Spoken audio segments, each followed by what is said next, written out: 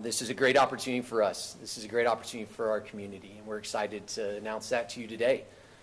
I'd like to thank, and would be remiss not thanking our staff. When I think about how far we've come over the past 14 months, including you in this room, I want to thank you because it's been difficult in so many ways. Up until a couple weeks ago, we were still furloughing staff. And so this was a great opportunity for us to take the next step as a program. I want to thank campus and their leadership through COVID. It's been a challenging situation and one that there was no template to follow. And so I cannot thank Dr. Trump enough, or Alicia, Lauren, Mike, who's in this room, many of our campus leaders that have helped us navigate a very difficult transition and period in our time in history. I want to thank our athletic staff. It's been something that, as a new AD coming into a department and surrounding yourself with good people is a priority. And I'm so fortunate to have an unbelievable staff that has really helped me navigate some very difficult, uncharted waters. And I appreciate their commitment to our fan base, to our student athletes, and to this institution. Since I arrived here, we've talked a lot about revenue generation. We've talked about community impact, and we've talked about student athlete experience. And announcing this today is something that hits all of those points. This is so important to us as we move forward. We've discussed selling out 6 home football games. I've been very honest and transparent through that process. This is the launching pad to do that. We're an economic driver within this community. I'm excited for the area businesses and those that are going to be impacted by us opening our gates and to be full during the fall, not just for football, but for volleyball, for soccer, for men's and women's basketball. It's so important to our future success. I've in terms of season tickets, and this is something that we've been very vocal about, but as we become a more outbound office, you're going to see us more out in the community. And engaging them is so important to us. And so having the packages available to purchase as we speak, and having our renewal rates, which we expect to see move in a positive direction over the next 24 to 48 hours is really a plus for us as we plan for the future and control the controllables. When we talk about what's next, obviously we talk about fan experience and how important that is to us. There are going to be other announcements that you're going to see over the next month to 6 weeks that will very much impact what people see this coming year. We're excited to do that. One of those announcements is going to be a movie on the blue. We're going to invite everyone out in the community out to engage, as well as select a seat process in person. It's so good seeing everyone here, and I can't wait to see Bronco Nation as we move forward. This is, and I keep saying it, this has been challenging, and challenging for you as well. And we appreciate your help and support, getting our message out and telling our story. I realize the last 14 months has brought a lot of opportunity for all, and we're excited to take this next step with you and open our gates and welcome Bronco Nation back to campus. With that being said, I'd love to introduce Coach Avalos, and the last time we were here, we were doing this virtually, and I know obviously many of you were a part of that, and so it's nice to introduce him to you officially and in person. So Coach Avalos.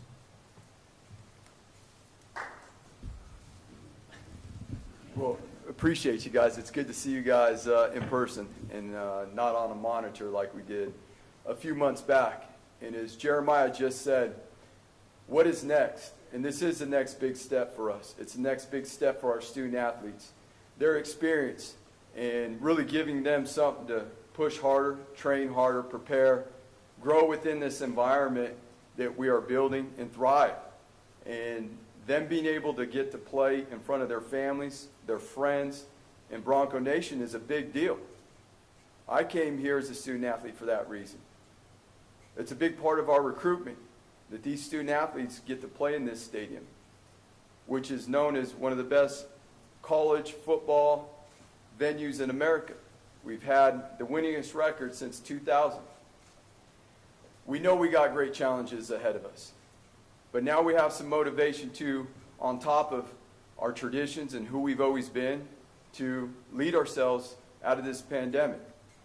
And the student athletes are going to come back and they're going to start training next week. So they got a little extra juice going, knowing that their families, their friends, and that stadium's going to be full. That being said, we're also very excited to be connected back to the community, being able to have the community come back on campus, not only right here in Albertsons Stadium, but Extra Mile and all the other venues on campus. Bringing people from this community and this area back on this campus is a big to-do. Bringing people together.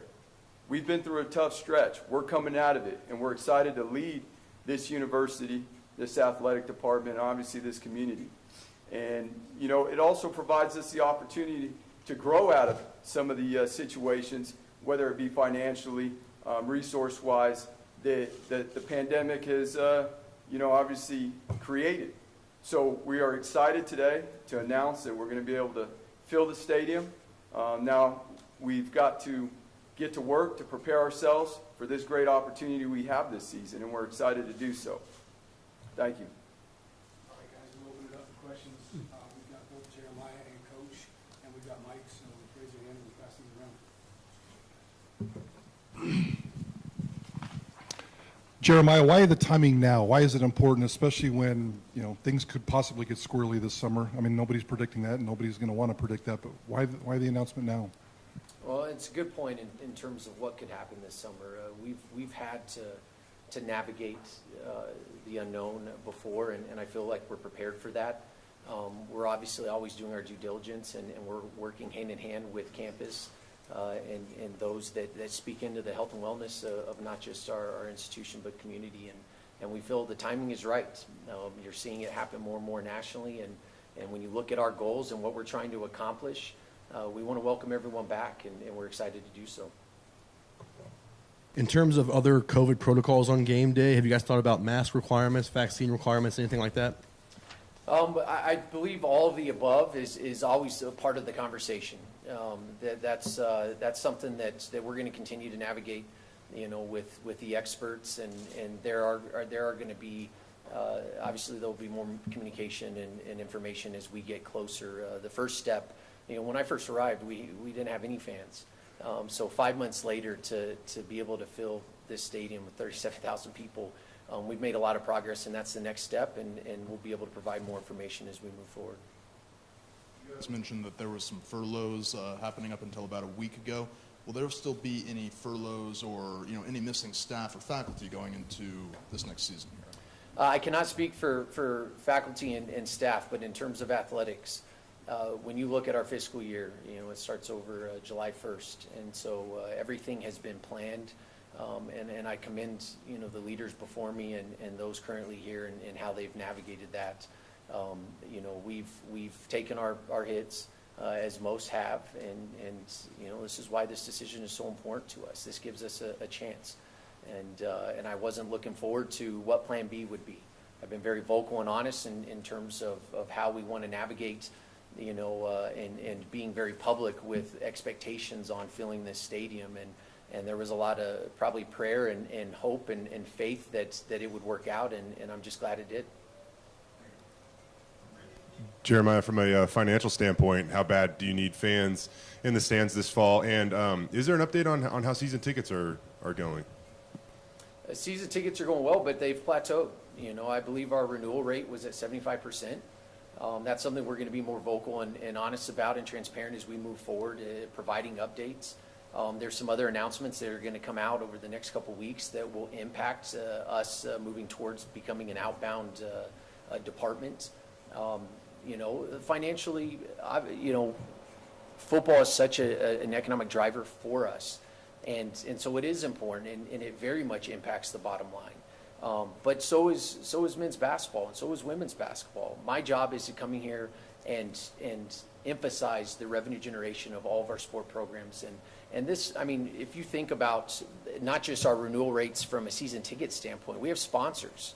Everyone was waiting for this announcement. Everyone was sitting back and waiting, what is going to happen? Are we going to be able to open the gates? So I fully expect over the next 24 to 48 hours for us to increase some of these renewal rates and ultimately invite and welcome in new fans as the Treasure Valley has exploded. And so we have a lot of opportunity to welcome new fans to Bronco Nation. Andy, as someone that's played here and obviously coached here when this place is rocking, last year was so weird, obviously, to have it empty. I know you weren't here, but well, what's it mean from a football perspective to have this place full? How excited are you? No doubt, BJ. I mean, it's huge. From the standpoint of bringing Bronco Nation back, not only into the football stadium, but we've been able to grow through this. The spring game was a start to being able to prove that we can do this. And being able to have graduation in Albertsons Stadium was a big deal. And so the build-up, we answer a lot of questions all the time. What capacity is the stadium going to be? What's it going to look like? Are we going to grow? Are we going to be able to grow out of what it was last year? Not only from the players, but from the alumni, donors, fans. It's constant. We all want to move forward. And so today, why today? Mike, because it's a big deal. We're excited about it. You know what, for you guys too now, when we practice in the indoor, come on guys. You come out, there's no more of that where we got to be outside, and some of these restrictions are getting lifted, and we'll continue to move forward.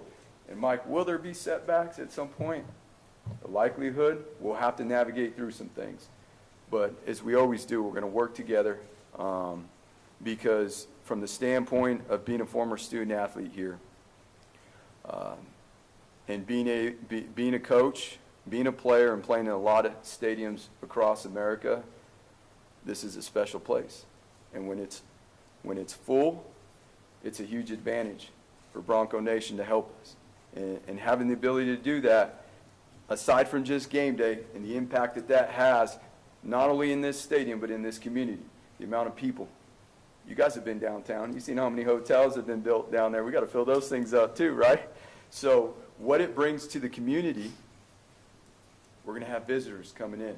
We're going to have people coming here to enjoy Boise, to enjoy a football game, a basketball game, a soccer game. And yes, there will be challenges as we move forward, but the experience is well worth navigating our way through those things.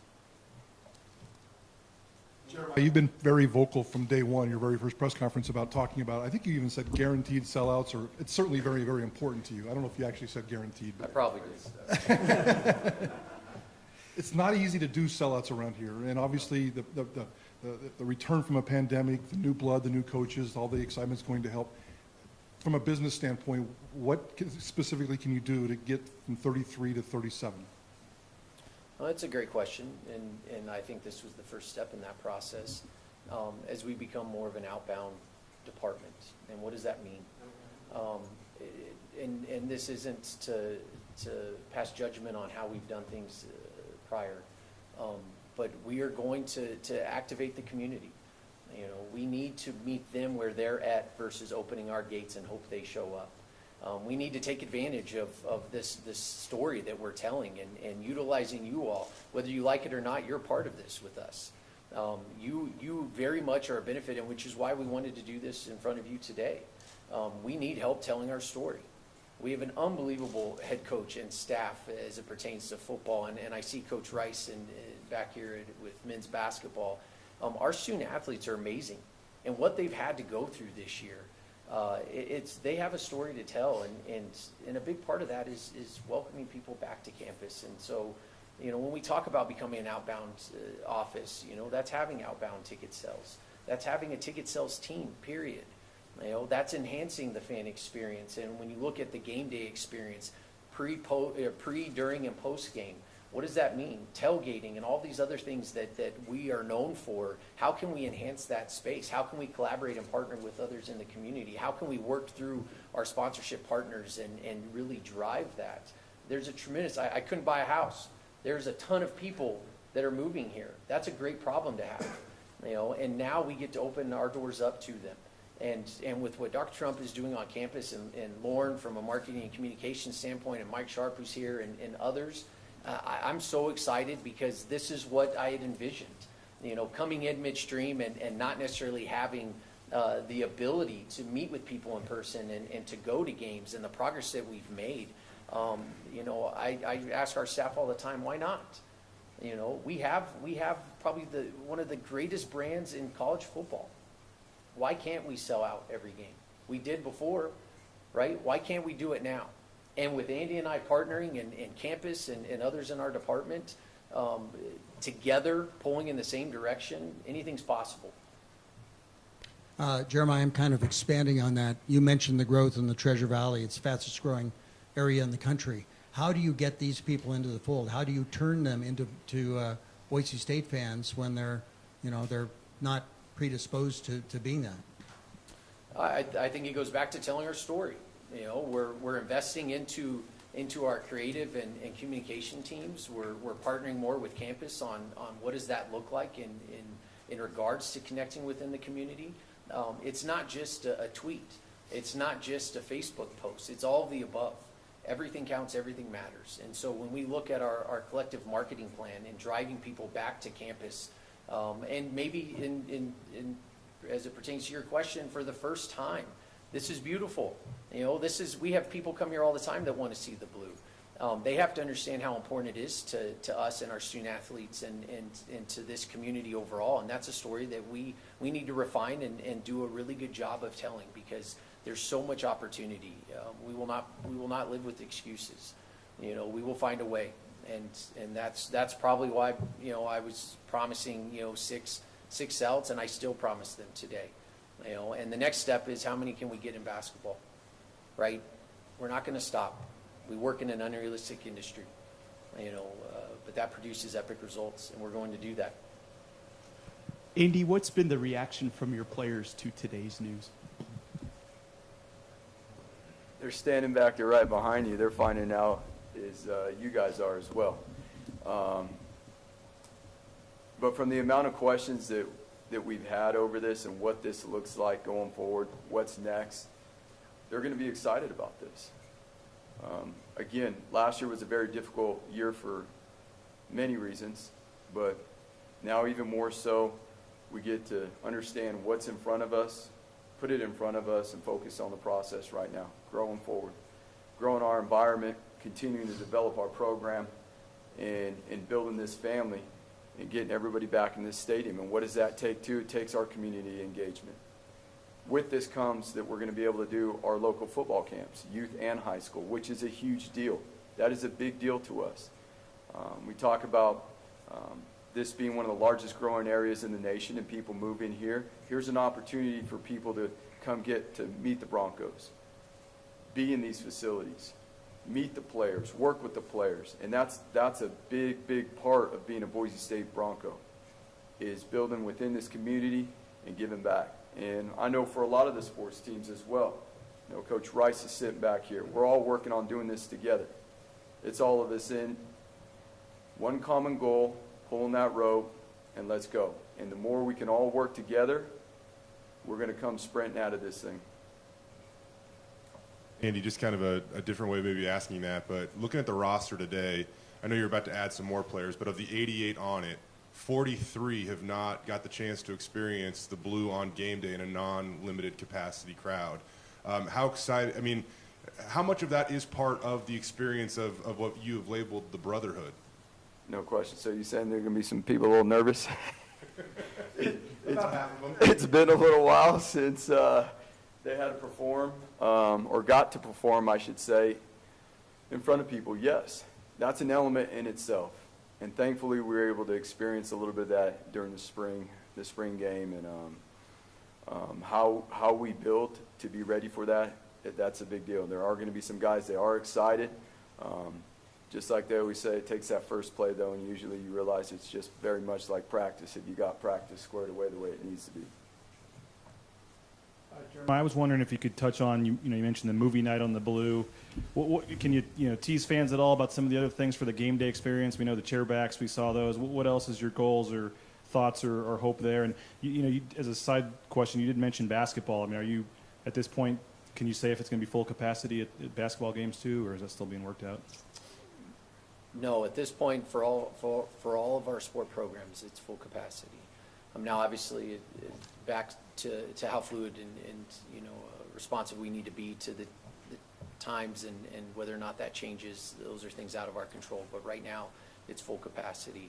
When we look at the season, we're doing a deep dive into many of these spaces.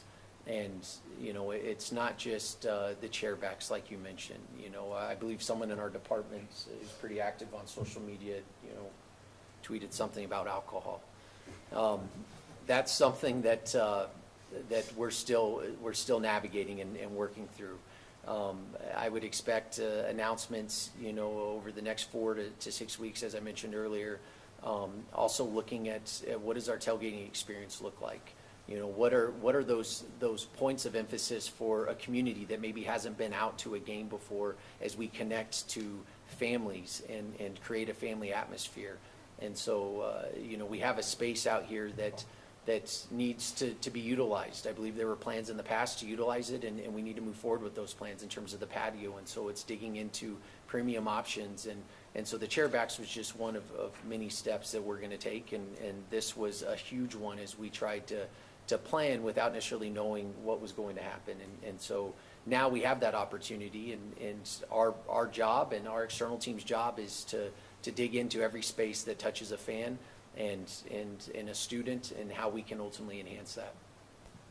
And to be clear, did you say that you guys are still discussing whether or not to keep any of the COVID precautions going into the new season?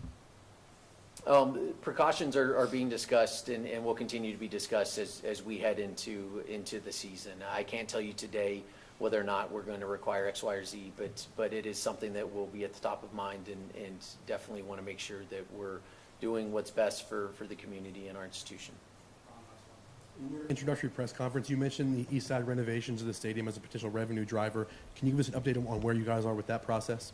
Yeah, we're currently going through a facility assessment. So it's not just that space, but it's every space within the department. We're coordinating with coaches and our staff to decide, or really to identify where are the opportunities and what else do we need to enhance. It would be inappropriate for me to commit the time, resources, and energy to, say, the east side of the stadium if that's not what's best for 18 sports and 400 plus student athletes. And so as a new AD and our new leader, I really want to wrap my head around every opportunity that touches every single student athlete that comes through here, and make sure that we're thinking through all the moving parts. And has there been any movement on possibly rescheduling Florida State? That's a good question. I got hammered on not having asked that question during a previous interview. We have reached out, and that's something that we're continuing to navigate. The football schedule is something that is very fluid. It's and it's not, we have a great relationship with Florida State, and we're pretty much scheduled out for the next 4 years. And so we're still working through that and what opportunities that's going to bring. So I would expect an update at some point, but not something that I'm overly concerned with. I know Bronco Nation wants to see them, and we have an unbelievable schedule coming up, and so I'm excited about that, and we'll be transparent and keep everyone posted as changes are made. Hey guys, appreciate it. We have two of our student athletes in the back, John Ajuku and Scott Matlock.